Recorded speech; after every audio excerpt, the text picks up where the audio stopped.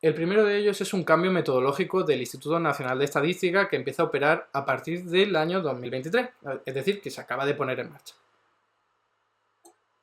Os traigo aquí un gráfico de aperitivo para que veáis en qué consiste al fin y al cabo ese cambio de metodología del Instituto Nacional de Estadística para calcular el IPC.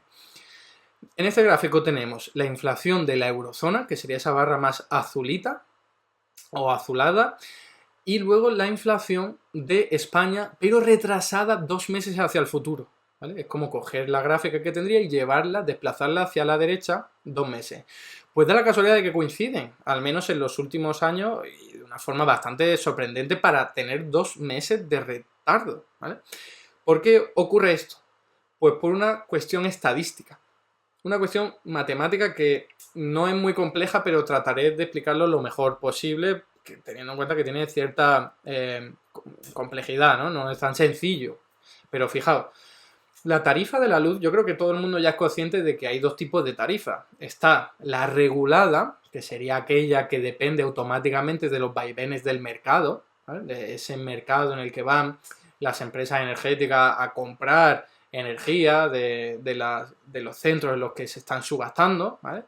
Y luego tenemos la que se llama tarifa libre, que sería hacer un pacto, ¿no? Un acuerdo con una empresa comercializadora para que durante un tiempo, normalmente un año, te mantenga la misma tarifa, el mismo precio, ¿no?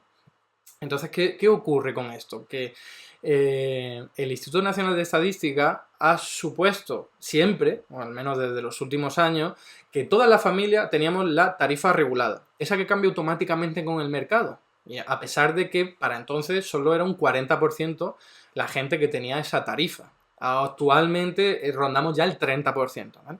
Entonces, claro, ¿qué ocurría en el año 2021 cuando empezaron a aumentar los precios en el mercado eléctrico?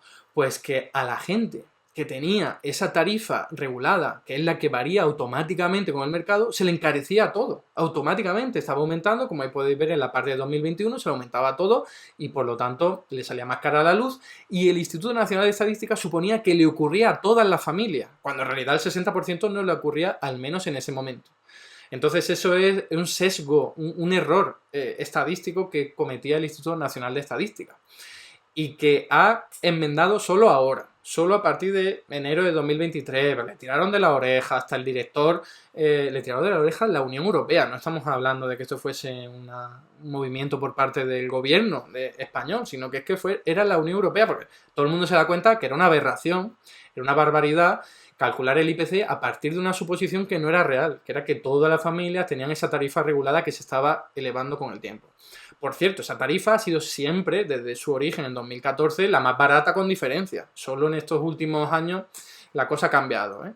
Ya hablaremos de tarifa de la luz, porque mucha gente me ha preguntado que cuál es la mejor tarifa, cómo lo puede mejorar, tanto de luz como de gas, y creo que puedo aportar mucha luz al respecto. Pero esto, como digo, lo dejaré para un vídeo posterior. De momento solo os digo, si tenéis tarifa de gas, y no es regulada, es del mercado libre, cambiaos ya, porque es mucho más barata, ahí sí que no hay tipo de debate. Es que la tarifa regulada, que solo ofrecen 4 comercializadoras, pero la ofrecen, es bastante más barata y os podéis ahorrar hasta cientos de euros al año, ¿eh? Y no estoy exagerando.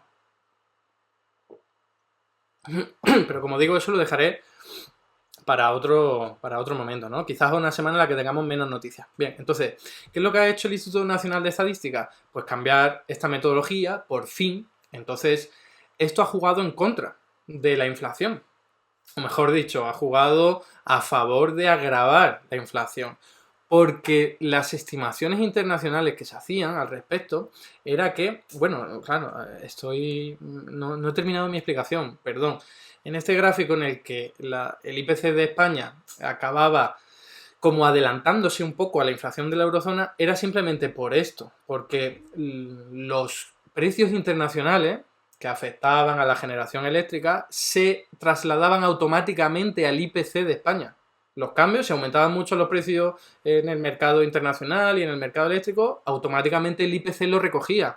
Pero en otros países, al tener un IPC calculado mucho más serio, mucho más riguroso, en el que la mayoría de las familias, o muchas de ellas, tienen una tarifa libre, que significa que durante un tiempo, como ahí podéis ver, está estable.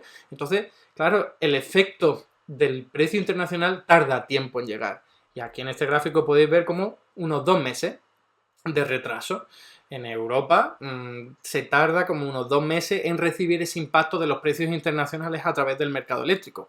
En España lo recibimos mucho antes. Por eso España fue el primer país en tener una inflación más elevada que el resto, y ahora también ha sido el primer país en tener una inflación más baja que el resto, ¿no? Es fundamentalmente por ese motivo que ha recogido ahora en enero el Instituto Nacional de Estadística con este cambio metodológico que, como digo, juega en contra de la reducción de la inflación, porque la previsión era que en enero íbamos a tener una inflación interanual del 4 y pico por ciento, y al final se ha quedado en un 5,8%.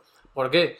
Pues porque al haberse hecho más riguroso, más fiel el indicador, recogiendo que hay un montón de familias que en realidad no tienen una tarifa regulada, pues eso ha desvirtuado el cálculo. Y ahí podemos ver cómo en realidad, si hubiesen seguido manteniendo el mismo cálculo, la misma metodología que antes, la inflación incluso hubiese bajado más, ¿no? Ese indicador a nivel interanual.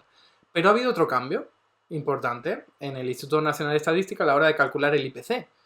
Y es este, que se le da una ponderación diferente a los productos que forman esa canasta básica de alimentos y de otro tipo de productos básicos. Ahí lo podéis ver. De 2022, por ejemplo, tenéis que los alimentos tenían una ponderación del 22%, ahora va a tenerlo del 19%.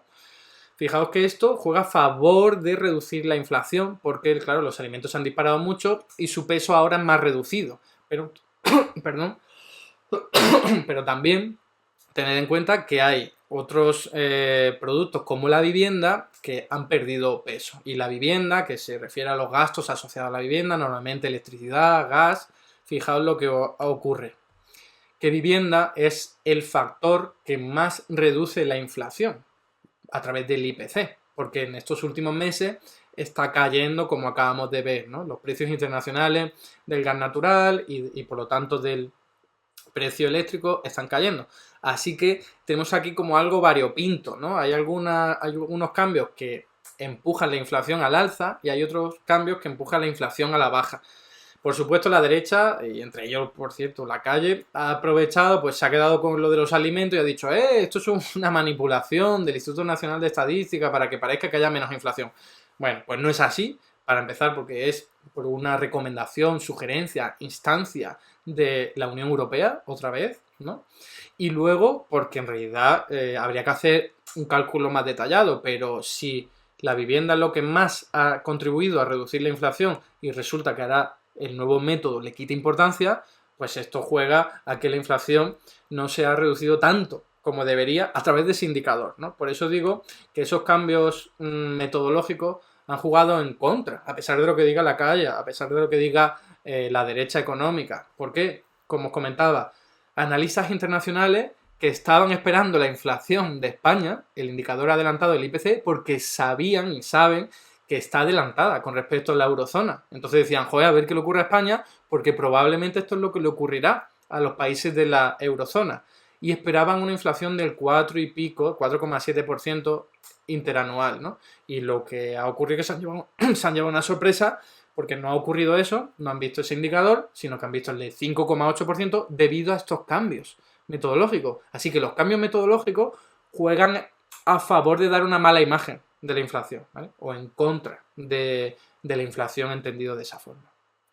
Y hasta aquí el vídeo de hoy. Muchas gracias por estar ahí y si te ha resultado interesante no dudes en comentar, darle like y compartir, que la teoría económica dominante no se combate sola.